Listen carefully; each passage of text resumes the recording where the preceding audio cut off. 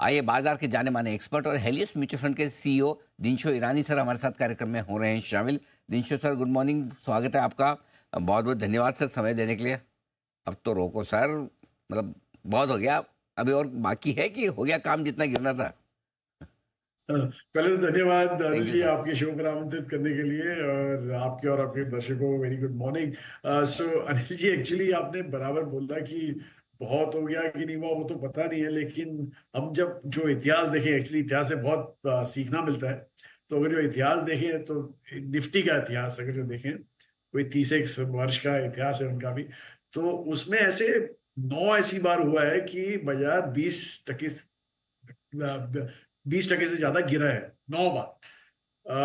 और हर एक बार कोई ना कोई आपको ग्लोबल क्राइसिस से रिलेट होते हो, या तो कोई डोमेस्टिक क्राइसिस से रिलेट होते थे, या तो कोई स्कैम से रिलेट हुए हैं। ये 9 ही बार, 9 जो इवेंट हुआ। तो इस बार तो ऐसा कुछ लगा नहीं हमें कि एक बड़ा सा कोई स्कैम हो रहा है या कोई ग्लोबल क्राइसिस हो रहा है।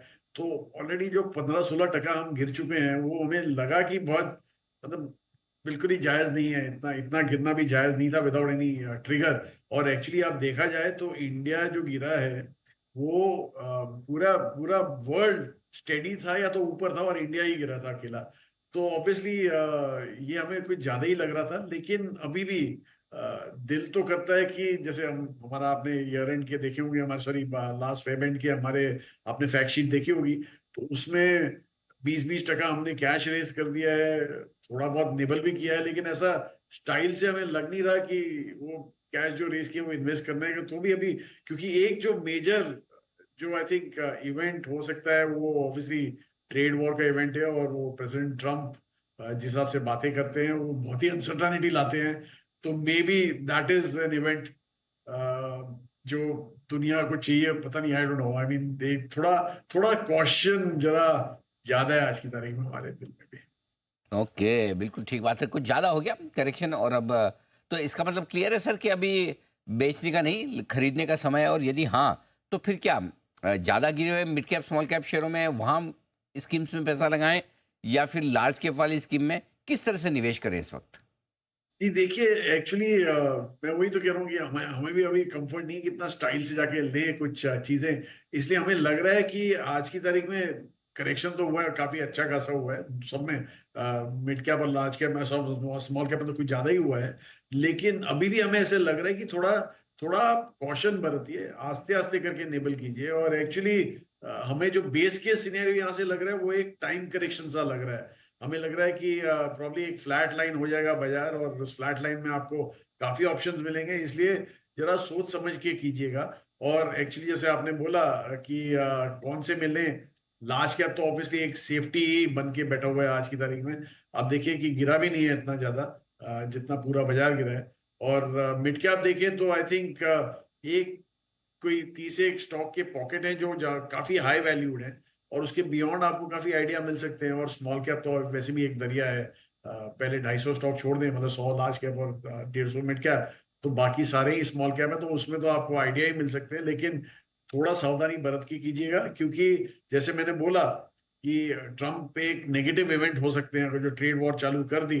अ, हमने उल्टा दूसरा एक और जो चीज इतिहास में देखा, वो ये देखा है कि 1990 से लेके 2020 तक सबसे बेस्ट टाइम पीरियड था मार्केट्स के लिए, ट्रेड के लिए, सबके लिए। क्योंकि एक बिल्कुल ही कोई वॉर नहीं थे, जियोपॉलिटिकल क्राइसिस कुछ नहीं हुआ था, या कोविड के चलते बाकी सब स्पॉइल हो गया 2020 के बाद।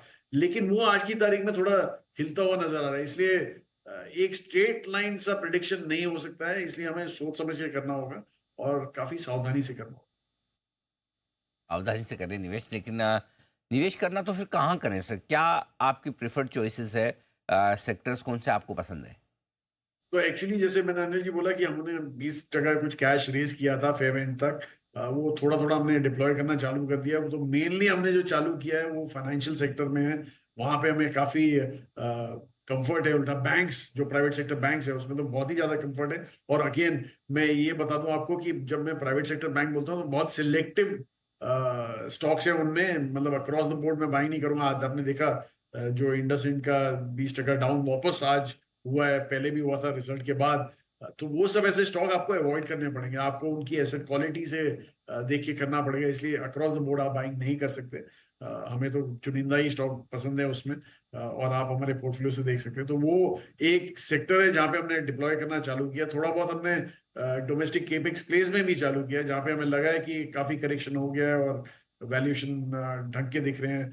फिर हमने जो हेल्थ केयर सेक्टर है वहां पे थोड़ा बहुत डिप्लॉय करना चालू किया है।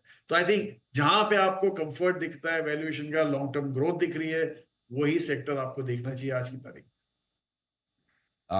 तो आपने बिल्कुल साफ कहा, धीमे धीमे पैसा लगाने के मौके देखें, ये बाजार में भागने का नहीं, थोड़ा बने रहने का वक्त है। बहुत बहुत शुक्रिया सर, धन्यवाद आपका समय देने के लिए। और इस बीच धन्यवाद। आपकी बात मार्केट भी सुन रहा है दिशु सर। मिड कैप इंडेक्स हरे निशान में लौट चुका है, स्मॉल कैप इंडेक्स ने भी अपने नुकसान कम किया है, निफ्टी में भी अच्छी एक रिकवरी का माहौल बनता हुआ दिख रहा है। आइए इसी माहौल